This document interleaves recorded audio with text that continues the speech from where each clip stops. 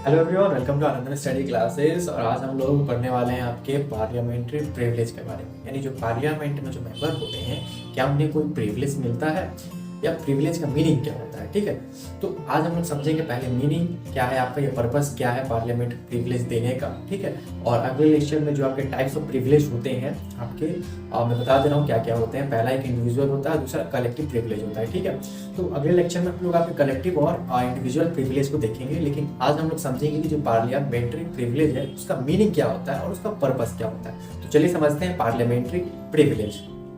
Privilege देखिए, सबसे पहले प्रिविलेज का अगर आप हिंदी मीनिंग समझेंगे तो हिंदी क्या होता है, विशेष अधिकार। ठीक है, यानी एक प्रकार का आपको स्पेशल राइट्स देना। ठीक है, और हम इसे थोड़ा और अच्छे से समझें, प्रिविलेज का बस मीनिंग समझेंगे तो देखिए, प्रिविलेज का मतलब ये होता है कि स्पेशल राइट्स, आप विशेष अधिकार। अगर आप इंडियन सिटीजन हैं, आप एक तरह से इंडिया के नागरिक हैं, तो आपके पास क्या है, आपके पास है फंडामेंटल राइट्स। आपके पास कुछ राइट्स है जो अदर कंट्री से आपको अलग बनाता है, आपको बताता है कि यस आप इंडियन हैं तो आपको ये प्रिविलेज मिल रहा है। ठीक है, आप दूसरे कंट्री से अपने आप को कंपेयर कीजिएगा तो आपको पता चलेगा कि यस हमारा जो कंट्री हमें इतना आज़ादी देता है, हमें इतना प्रिविलेज मिलता है हमारी कंट्री में। ठीक है, दूसरा एग्जाम्पल से समझते देखिए, प्रिविलेज अगर दूसरा सेंस में आप समझिएगा, मतलब बहुत ईजी करके एक और एग्जाम्पल लेके बता रहा हूँ। आप किसी ना किसी आप स्कूल के स्टूडेंट होंगे। ठीक है, कोई किसी कंपनी में काम करता होगा, सपोज दैट कोई फ़ैन कहीं कंपनी में काम कर रहा है। ठीक है, तो फ़ैन की कंपनी में काम कर रहा है, तो मान लीजिए उसके लिए क्या हुआ कि अगर उसको फ़ैन लेना होगा, एक पंखा खरीदना होगा, तो मार्केट से नहीं जाकर अपनी कंपनी के थ्रू से लेगा तो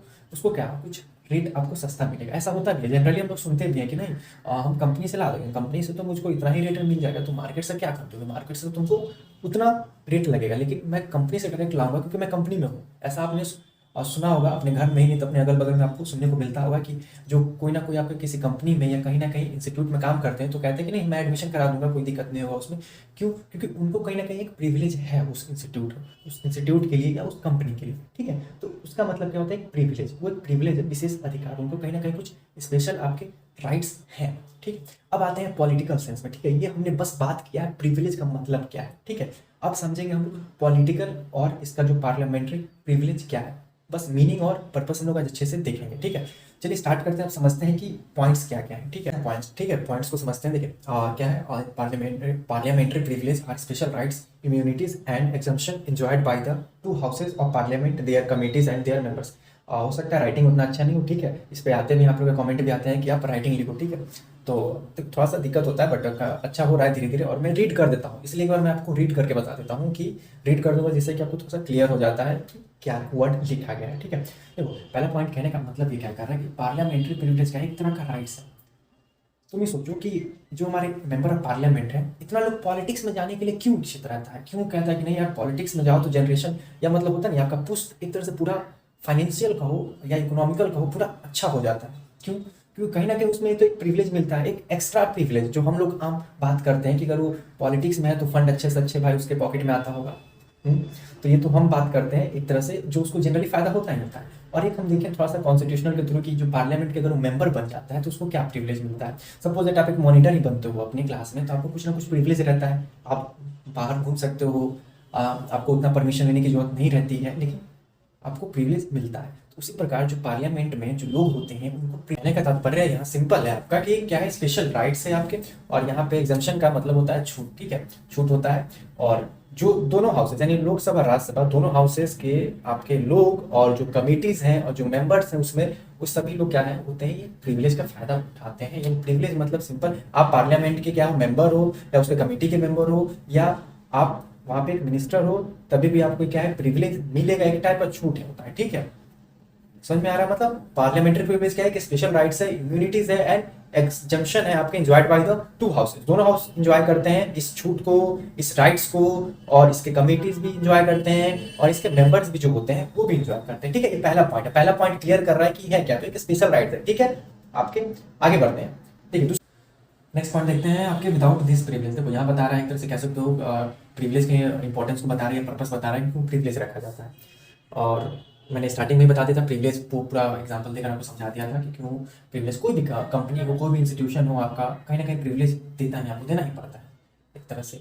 और सिर्फ गवर्नमेंट जॉब की बात करें आपके या प्राइवेट जॉब की, तो लोग maximum private job government job के पीछे भागते हैं। क्यों? क्योंकि उसमें कहीं ना कहीं ऐसा कोई प्रिविलेज है जो लोगों को मिलता है, कुछ ऐसे बेनिफिट हैं जो लोगों को मिलते हैं। आपके जो लोगों का रुझान ज़्यादा है आपके गवर्नमेंट जॉब की तरफ, ठीक है। तो यहाँ हम लोग देख लेते हैं क्या है। Without this privilege the house can neither maintain their authority, dignity and honour, nor can protect their members from any obstruction in the discharge of their parliamentary responsibility. कहने का मतलब है अगर हम कुछ प्रिविलेज रखेंगे नहीं आपके, तो हम अपनी जो ऑथोरिटी है, अपनी डिग्निटी है, अपनी ऑनर है, उसको कैसे मेंटेन करेंगे? समझ में? The house can neither maintain, अगर प्रिविलेज ही नहीं हो तो हाउस कैसे मेंटेन करेगा सर? अपनी ऑथोरिटी को, डिग्निटी को, ऑनर को, और कैसे अपने मेंबर्स को प्रोटेक्ट करेगा बाधाओं से? सिंपल। तो यहाँ यही आपको बता रहा है कि प्रिविलेज जो है आपका वो क्यों इंपॉर्टेंट है, क्यों जरूरी है, क्योंकि कहीं ना कहीं उसको अपनी ऑथोरिटी को आपको दिखाना है, डिग्निटी को, ऑनर को, और ये प्रिविलेज रहेगा तभी तो अपने मेंबर्स को भी क्या करेगा, वो प्रोटेक्ट कर पाएगा ऑब्स्ट्रक्शन से, ठीक है। और जो रिस्पॉन्सिबिलिटीज हैं पार्लियामेंट के तभी वो अच्छे से हो पाएंगी। अब मैक्सिमम लोग क्या होते हैं, पॉलिटिक्स में जाते हैं। पॉलिटिक्स में कहते हैं नहीं, पॉलिटिक्स में जाओ तो मैंने स्टार्टिंग में कहा था एक जनरेशन आपका सुधर जाता है, समझ में आ रहा है? एक जनरेशन आपका बन जाएगा बहुत अच्छे से अगर आप पॉलिटिक्स में हो। सोचो पॉलिटिक्स में अगर एक एमएलए आपके वो हार भी जाता है, 1 साल रह भी जाता है, तो हम लोग उसके पीछे क्या लगता है, पूर्व विधायक, एक तरह से पूर्व एमएलए।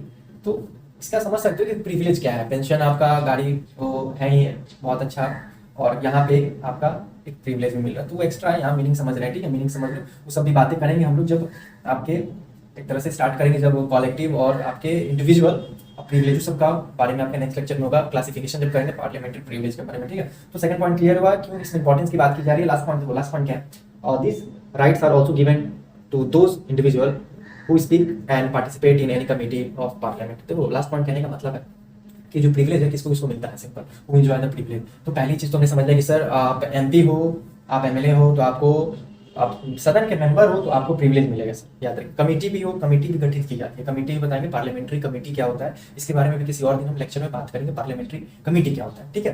तो जो कमेटी का आप मेंबर हैं तो आपको भी प्रिविलेज मिलेगा, ठीक है सर। और आप मेंबर हैं तभी भी आपको प्रिविलेज मिलेगा। और मैंने यहाँ एग्जाम्पल लिख दिया है कि अटॉर्नी जनरल ऑफ इंडिया और यूनियन मिनिस्टर।